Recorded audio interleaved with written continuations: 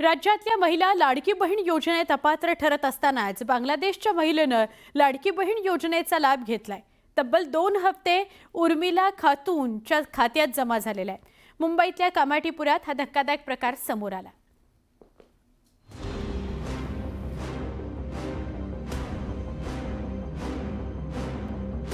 महाराष्ट्रातल्या लाडक्या बहिणींसोबत आता बांगलादेशी घुसखोर सुद्धा लाडकी बहीण योजनेचा लाभ घेत आहेत। काही घुसखोर योजनेचा लाभ घेत आहेत तर काही घुसखोर गुन्हे करत आहेत। अभिनेता सैफ अली खानवर वांद्र्यातल्या निवासस्थानी हल्ला करणारा आरोपी मोहम्मद शरीफुल इस्लाम शहजाद बांगलादेशचाच घुसखोर होता। तिकडे मुंबईतल्या कामाठीपुरात बांगलादेशी महिलेनं लाडकी बहीण योजनेचा लाभ घेतला। उर्मिला खातूनच्या खात्यात योजनेचे 2 हप्ते जमा झाले। पोलिसांनी केलेल्या तपासात तिचं आधार कार्ड बनावट असल्याचं सिद्ध झालंय। या सर्व प्रकाराची राज्य सरकारनं गंभीर दखल घेतली आहे। तो प्रश्न आपल्या देशामध्ये सगळीकडेच उत्पन्न झालेला आहे। विशेषतः मुंबई, पुणे, अशी कलकत्ता अशी जी काही शहरं आहेत त्या शहरामध्ये देखील, दिल्ली वगैरे ठिकाणी ही लोक येत आहेत। त्यांना शोधण्याचं काम आणि त्यांना परत पाठवण्याचं काम आपण सुरू केलेलं आहे। परवा सैफवर पण जो हल्ला झाला तो बांगलादेशीच होता। विधानसभा निवडणुकीच्या आधी सुरू करण्यात आलेली लाडकी बहीण योजना प्रचंड गाजली।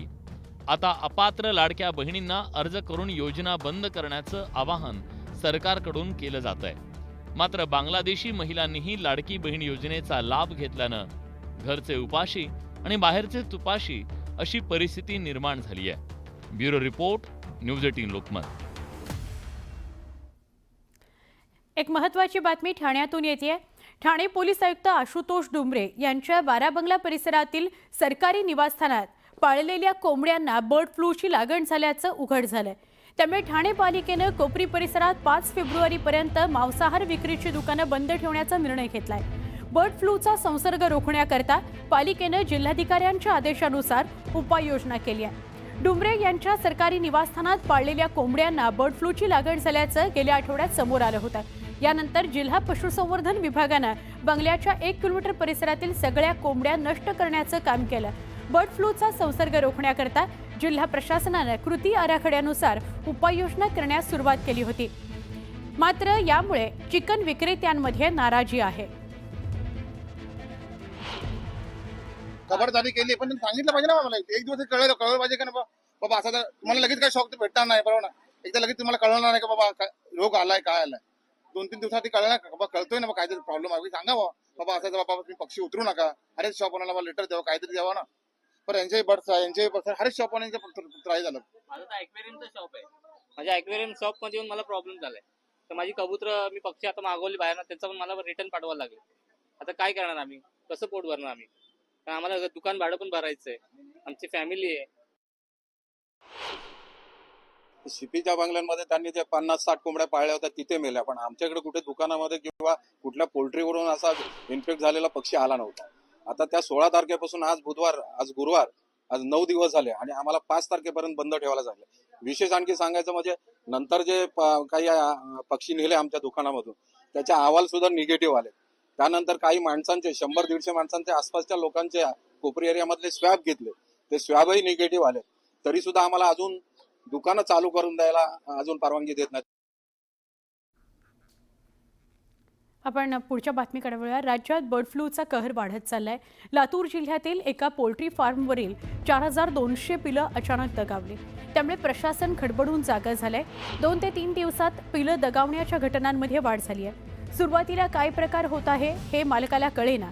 त्यानंतर प्रशासनानं या पिलांचे सॅम्पल्स पुणे इथल्या प्राण्यांशी संबंधित प्रयोगशाळेकडे पाठवले। पिलं नेमकी कशामुळे दगावली याची चौकशी आणि तपास करण्यात येतोय। लाईटच्या प्रॉब्लेममुळे जे ब्रूडिंग इश्यू असतो लहान पक्ष्यामध्ये, तर त्या याच्यामुळं मालकाने जे आता सांगितलं की त्यांच्याकडे लाईटचा इश्यू, जनरेटरचा प्रॉब्लेम असेल किंवा ग्रामीण भागामध्ये लाईटचा इश्यू जो आहे त्यामुळं असं प्राथमिक ओव्हर क्राउडिंगमुळं पक्षी गेल्याचं प्राथमिक असं वाटतं। परंतु दुसरा काही आजार आहे का किंवा जे कधी सध्या आपण पेपरमध्ये वगैरे वाचतो बर्ड फ्लू वगैरे आहे का, याच्या योग्य निदानासाठी आम्ही मृत पक्षी पुणे येथे पाठवलेले आहेत. त्यांचा अहवाल आल्यानंतरच आपल्याला योग्य दिशा ठरवता येईल. कामं होत नसतील आणि कुठे अडचण आली तर अधिकाऱ्यांना बिनधास्त ठोकून काढा, असं वादग्रस्त वक्तव्य मनसेचे माजी आमदार राजू पाटील यांनी केलंय.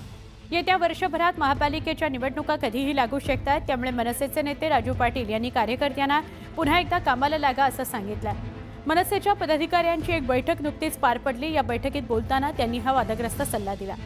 अधिकाऱ्यांवर वचक राहिलाच पाहिजे असं मत त्यांनी व्यक्त केलं. 353 अधिकाऱ्याला मारल्यावर जो गुन्हा दाखल होतो तो आता शिथिल झालेला आहे. आता काही जामीन वगैरे होतो, तुम्हाला कुठे अडचण येत असेल बिनधास्त ठोकून काढायला, परंतु तो वचक राहायला पाहिजे. कारण खूप शेपारलेत आणि यांना वाटतं की आमचा आका आहे, आम्हाला वाचवेल किंवा आपण सांगितलेली कामं करायची नाही असा त्यांचा आका त्यांना सांगत असतो. तर असं काही नाहीये, आपण आहे अजून.